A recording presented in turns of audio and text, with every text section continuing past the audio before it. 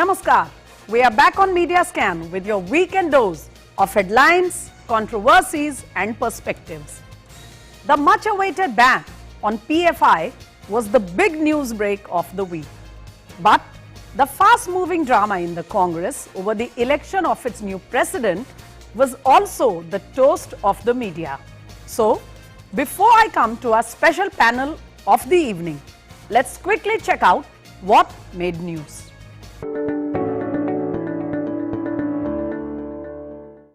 In a huge push to infrastructure, communication and other fields, Prime Minister Narendra Modi inaugurated a slew of projects in Gujarat this week. From the Ahmedabad Metro to the state-of-the-art Vande Bharat Express, projects worth thousands of crores are now seeing the light of day. Addressing local residents, PM Modi said double-engine government of the BJP had ensured faster growth for Gujarat in the past few years. PM also threw open the 36 National Games at the iconic Narendra Modi Stadium at Motera in Ahmedabad. Popular Front of India and more than half a dozen of its affiliates were banned by the union government through a gazette notification issued midweek. The countrywide ban is effective for 5 years. While common citizens welcomed the move and openly expressed their happiness over the decision, some political outfits tried giving the debate a different direction by bringing in RSS and other organizations into it. Because of the leadership of Prime Minister Narendra Modi, India is being taken seriously by world leaders and India's voice counts. This was underlined by External Affairs Minister S. Jaishankar during an interaction with the Indian-American community earlier this week. Jaishankar minced no words while addressing the UN General Assembly Forum also. He exposed the doublespeak of Pakistan on terror and conveyed to the US establishment that they could not fool anyone by talking tough on terror but allowing the F-16 sustenance package to Pakistan at the same time. General Anil Chauhan is the new Chief of Defence Staff of India.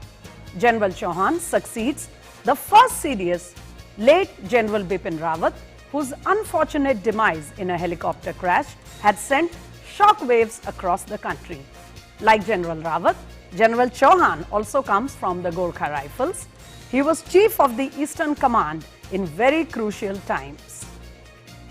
An open revolt by MLAs, hectic parleys, negotiations and nominations. The drama over the election of the new Congress president was the toast of the media throughout the week. In the end, stalwarts like Ashok Gehlot and Digvijay Singh had to withdraw from the race, while Shashi Tharoor and Mallikarjun Kharge finally filed their nominations. But it had become clear on Friday itself that Rajya Sabha leader Kharge was the chosen one by the Gandhi family.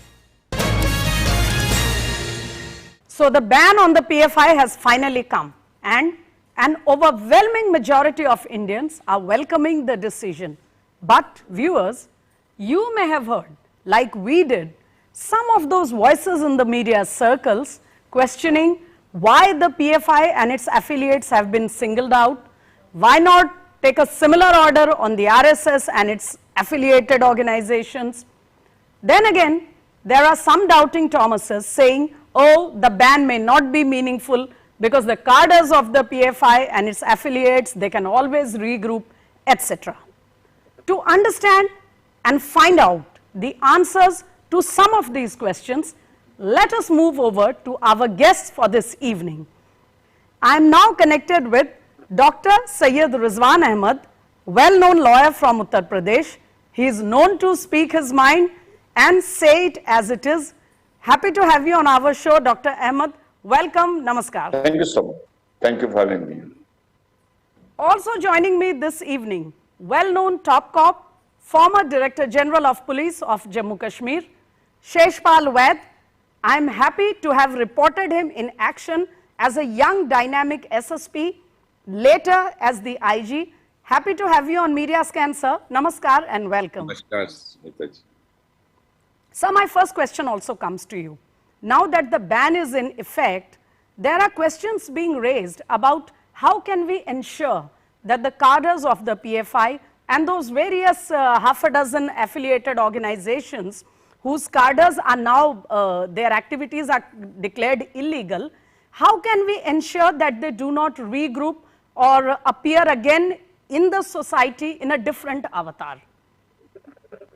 Smita ji, if you realize, there was talk of ban on PFI for quite some time, and many people in this country were questioning why government is not acting, why government is not banning, and see, banning is just first step, and it's just the beginning. And if you recall, Simi was banned, then it got regrouped and emerged, resurged as PFI, and then Indian Mujahideen, if you recall, then PFI. That is why the government took so much of time. The agents, on the directions of the government, agencies actually went in for collection of lot of intelligence, both within the country, from outside the country. You know, there were reports of international forces which are against the country's development, emerging as a global power, emerging as a developed country. These international forces who are inimical to this were also working, and PFI was their tool in India, and how the funding was coming. And there are countries in our neighborhood, and as far as Turkey, neighborhood Pakistan and China and some of the Gulf countries, who from where the funding was coming, and who obviously would not like India to emerge as a superpower. So these countries were supporting. So you need to have a lot of intelligence both outside the country. What are the connections? How the money is coming? Who are their contacts? There were reports of international, the pan-Islamic organization like ISIS, Al Qaeda, the terror outfit of Turkey, terror outfit of Bangladesh, also collaborating with PFI. So it required a lot of groundwork, including within the country. Where are their offices? Who are their cadres? Where are their accounts? No, all this at the scale of whole country, you needed to have a lot of intelligence, lot of information, lot of investigation. That is why this took so much of time. Even I was wondering, I was part of the DGP's conference in 2017, yes, where top leadership of the country was there, and a presentation was made by the then Director General of Police from Kerala, how PFI is emerging as a threat. And I was also wondering, now it is 2017 and 2022, 5 years, why the government is not acting. I think government, on its directions, the agencies needed a lot of groundwork, and that was done. And first it was acted upon. That is why there were initial raids, and after 2 days or 3 days, another round of raids, freezing all its accounts, seizing all its properties, arresting main leaders in the first round, and then second rung leaders in the second round. I understand, sir. We understand that a lot of groundwork has gone into, before the actual crackdown began. And now, except I think 1 or 2, most states have started very a strong crackdown against the cadres now that they are declared unlawful assembly. On the global network, I shall certainly come back to you, Mr. Vaid. But before that, may I please bring in Dr. Syed Ahmed into the discussion. And Syed Rizwan Ahmed, you just heard Mr. Sheshpal Vaid explain to us how much homework, groundwork has gone into the entire the work before, actually declaring the ban and the arrests, etc. But one question that I am hearing experts raising repeatedly is, and this is not only in the context of PFI, Dr. Ahmed, but usually in such cases, questions are raised about the fact that people often, when they get arrested, very easily they get released in the court of law. You, as a law-knowing person, do you think the cases are going to hold water? They will stand in a court of law, and we can be sure that these enemies of the nation will remain in jail for a long time to come? Yeah, thank you so much. Jai Hind, Vande Mataram. See, the criminal justice, I'll come to the specific part which you asked me, and then if you allow me, I can speak, I can elaborate. See, the criminal justice system of India, fortunately or unfortunately, we work on the argument that at the end of the day, after all the evidences, all the arguments, all the cross-examination, at the end of the day, if there is benefit of doubt, it will go to the accused. It won't go to the prosecution. So this happens in our country in every crime, not related with UAPA or terror or TADA or POTA, nothing. It happens in every field, be it murder, be it dacoity, be it kidnapping, everything. So benefit of doubt shifts to the accused. That is why, as I put in, it might sound weird to many people, and this is my humble mind and opinion about us criminal justice system, that all acquittals do not tantamount to innocence. All acquittals never tantamount. It is always sabuto ke abhav mein, in paucity of evidence, the person was released. So, and whatever I have read and understood about PFI, PFI works in a three-tier system. PFI, it would be technically wrong as of now, till the investigation is over, to compare PFI to Lashkar-e-Toiba or Jaish-e-Mohammed. Fine, fine. They act in a more subtle way, in a more passive way, in a more covert way. And they work in a three-tier system. If they are supporting stone pelting in Kanpur or rioting in Kanpur, you know, PFI cadre won't be involved in that. PFI cadre will be financing Mr. A. A will be transferring funds after taking the cut to B, and then that B will be transferring it on the road, people who are on the street. So going about it, finding so the money therefore, train. you are saying that when you come to the court of law to establish that link becomes much more challenging for our law enforcing agencies, right? Yeah. Then as compared to a direct crime, and the other person will explain, you also know better, he has more field experience than me. Then, you know, the money trail, the messages, the conspiracies, it becomes difficult, 120B becomes difficult to establish. But since government has taken such a strong crackdown, I am sure at least prima facie, even if not prima facie, something more than prima facie, evidences exist. This will go for charge sheet, this will go for investigation, then it will be framing of charge. It is a long drawn battle, and it is too soon to rejoice, what I feel. No doubt it's a long drawn battle, sir, and I'm sure our agencies are ready with all the groundwork on that score. Allow me to bring back Mr. Vaid here, since you mentioned, you know, coming to that question of the field experience. Mr. Sheshpal Vaid, sir, you just heard Dr. Rizwan Ahmed explain to us that the PFI, you know, is unique in the sense that they will not operate, they will not put their cadres into the field directly, but they may help in supporting, in covertly funding or radicalizing Mr. A, B or C to come out and disturb the peace, the harmony, the social fabric of our country. In such situations, sir, since there has been a lot of talk about terror funding in the country for the past about 5-6 years, and even in the case of PFI, along with NIA, the ED has also been active, because we have to see where the money is coming from. How much of a challenge is investigating the money trail, the funding part, how are global agencies involved in it, and how can our government mechanism ensure that they do not use various methods to, you know, fund these nefarious activities? Smita ji, I totally agree with Dr. Rizwan, my co-panelist, and he's right. The Indian system is the benefit of doubt goes to the accused. There's no doubt about it. But then that is why in India the conviction rate is so low. But all acquittals doesn't mean they are not involved. But I am sure the agencies have done a lot of diligent work. If you recall, the document which was recovered in Patna in Bihar, in which the document of PFI said, we will use Indian constitution, Ambedkar's constitution to sabotage India. Yes. So they are perfectly trying to do a system which is legalized. You will be amazed. They have almost got 30,000 people placed in the Gulf. So does that make the work that much harder for our agencies, for our investigators, sir?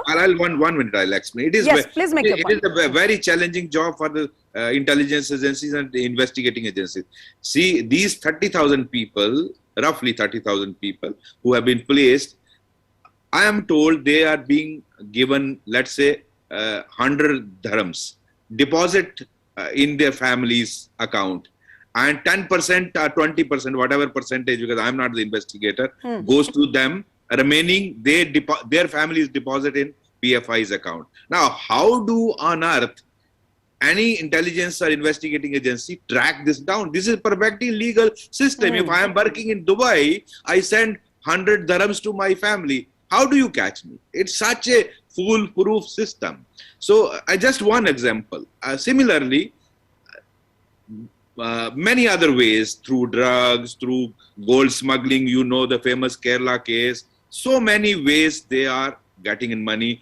Even zakat, which our Muslim friends gave, that money is collected in lakhs and crores and sent here. So And all this certainly money, does not end in zakat. yes, it doesn't actually, the purpose for which it is meant, it is unfortunately not being used for uplifting the poor Muslim families, but to sabotage this country, to break this country, to engineer communal rights, to train the gullible Muslim youth in arms training, in hathiyar, in weapons, and all this is being done. But I am still confident, because I, as a police officer and investigator for last 35, a criminal always leaves a trail, and I am sure kahin na kahin galti hui hogi, and you will see it is all this time has been taken without sufficient evidence. I don't think countrywide raids like this would happen. I don't think offices, because every investigation agency knows they have tomorrow to face the law, the courts. Absolutely. And definitely, sir, the relentless hard work of our investigators, our officers, is there for all of us to see. Allow me to put a question to Dr. Rizwan Ahmed here. Since you mentioned about the training of youth and, you know, trying to radicalize their minds, I want to come to you, Dr. Rizwan Ahmed, and ask you a very straight question, sir. The PFI ban may be a good first step, but certainly it will not ensure de-radicalization of those youths, particularly the youth, the men and women, though it involves the whole society. How do you, as a law-abiding Muslim and a law-knowing person and advocate, suggest that the government, our agencies and the society generally, the eminent people in the society, how can they go ahead to ensure that those radicalized minds come back to the mainstream after this ban? See, what I am going to say, it might sound weird to some people, it might sound hilarious to some people, but what you call, or what my other senior panelists call radicalization, for we Muslims, it is a way of life. Now, but sir, allow me to interrupt you. Isn't an overwhelming majority of the Muslim population in our country, which opted not to go over to our Western neighbor, actually abiding by the constitution and contributing in the progress of the nation? Will this not be casting aspersions on the entire community, sir? See, society is so dynamic that if you quote an example of 1947, the behavior of some Mr. X, and you try to pull that example to 2022, so you know social science does not work like this. Number one. So how do we go about it? How do we ensure that the youth join the national mainstream and contribute in a creative, in a positive manner like all other societies want? Okay, so yeah, you might call me pessimistic. There are two parts of an expansion. One is the military part, other is the political, passive, subtle part. Government can approach a carrot and stick policy. Government should ensure that any innocent Muslim is not target.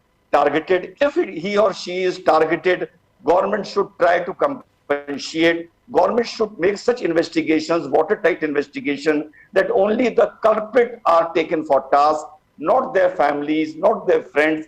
This is the only way to reason out with these people. The problem is Point taken. Point taken, sir. So you are saying that what you call a carrot and stick policy means we single out those who are involved in typically nefarious activities. On Yes. them, the action of the law is needed. But on the other side, innocents are not branded and there must be a certain level of engagement with them. Point Yes. taken, sir. I'll come back to you on one very quick question. But before that, just to involve Mr. S.P. Vaid in the discussion, sir, now that the PFI ban has come, how do we go about convincing the international forum, because a lot is being written and on the the global media platforms, and since this is media scan, we want to know how to spread the word about our narrative to convince the others that this step was really necessary. Smita ji, if you see their names, PFI, Popular Front of India, Campus Front of India, Social Democratic Front of India, Rehab India. Look at the names, beautiful names, so sophisticated, social, very humanitarian, aid-giving type. But look at their nefarious activities. But Lashkar-e-Taiba also calls itself an aid-seeking organization. Yes. No, this has been done. I personally understand this has been done deliberately. That when action is taken, the whole international media will raise hue and cry that India. May look at India. The democratic activities are not allowed. Social activities are not allowed. What government of India needs to do is, as it is many foreign media houses, whether it is Washington Post or New York Times or all those are The Guardian, BBC and Guardian, they are all out there to destroy India and criticize India. They don't write very good thing about you. Good things, I'm sorry, that is unfortunate reality. What Indian government should do is to come out when these cases go in court, come out with evidence, what they have done. Nothing speaks better than the truth. Come out with the truth. What were their activities? What are the evidences? I think that will shut their mouth. I think, sir, if you talk about what were their activities, their intention, that gazette notification by itself was enough to tell us what they have been doing. But point still, taken, sir. I'll just, I do not have much time left on the show with me. So I shall come back to Dr. Rizwan Ahmed on the same question, framed in a different way. Dr. Rizwan Ahmed, I'm sure like all of us, you too have been following the global media for a long time now. This entire narrative that Muslims are being targeted in India, some have gone to the extreme extent of saying that Muslims are completely being disenfranchised in the country. You saw what happened during the anti-CAA protests. So now that the PFI ban has come, what is your understanding? Are this narrative going to become stronger? Or do you think they will understand the Indian perspective? How can you, as an Indian citizen who comes from the Muslim community, what will you like to tell the global media?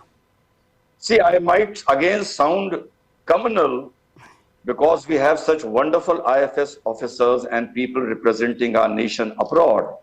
What I suggested to a few people from the government, you should have, though it is unfortunate, we are a secular nation, but we have to do some maneuvering. We should pick up good Muslims, bureaucrats, IFS officers who represent us in such a situation on the international platform.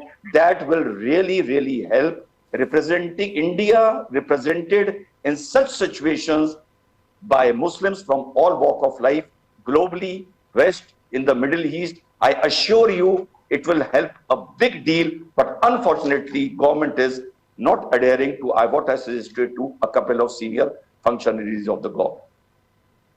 You are saying, if I may paraphrase, that right-thinking Muslim faces must be must be put on the job to engage with the international community so Yes. that those ideas that are going on in their mind, which are definitely Yes. fed by some Indians only, get Absolutely. cleared. Is that right, Yes. sir? Yes, absolutely. It will help a great deal. It will help a great deal. Okay, I shall put the last question to Mr. S.P. Ved, and then I am afraid I shall have to wind up. Sure.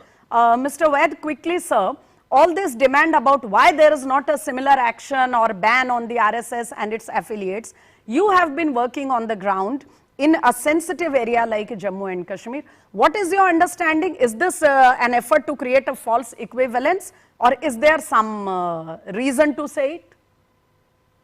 See, if you look at action on PFI from Hindu-Muslim prism, then only you raise these questions. It is not Right. Hindu-Muslim. I think a vast majority of Muslims would be very, very happy. I don't think any sensible Muslim like Dr. Rizwan would like his son to become like a ISIS terrorist or get radicalized like Taliban. They want their children to be CEOs, doctors, engineers, lawyers like Dr. Rizwan. I don't think that is my understanding of Indian Muslims. A vast majority of them would be very happy. Yes, there are a few percentage of people who are hardliners, and they would be very happy. And creating false equivalence with RSS is nation building organization. It is not indulging in breaking of India. It is not indulging in communal violence. It is not indulging in bomb blasts. It is not planning to blast the prime minister, kill the prime minister of this country. It is not trying to indulge in violence or getting funding from abroad. So just comparing it with the RSS, look at the activities of RSS. When there was I can quote hundreds of such instances where RSS has done a constructive job. So just bringing equivalence because PFI के खिलाफ action हुआ तो RSS के खिलाफ होना चाहिए. I don't think that is So you right. think the demand is basically it's a political thing, that's all? Yes, absolutely, just board bank Fine, politics. fine. Absolutely, sir, that point is well taken, but I am afraid on that point I shall have to bring a close to this discussion. Thank you, Mr. S.P. Vad, for connecting with us at such a short notice. It was very enlightening speaking to you, sir, an experienced police officer like you. Thank you again. And Dr. Rizwan Ahmed, always known to speak his mind, he did not change his record on the show. Thank you once again for connecting to us from Lucknow. We shall get back to you. Thank you so much. It was a pleasure.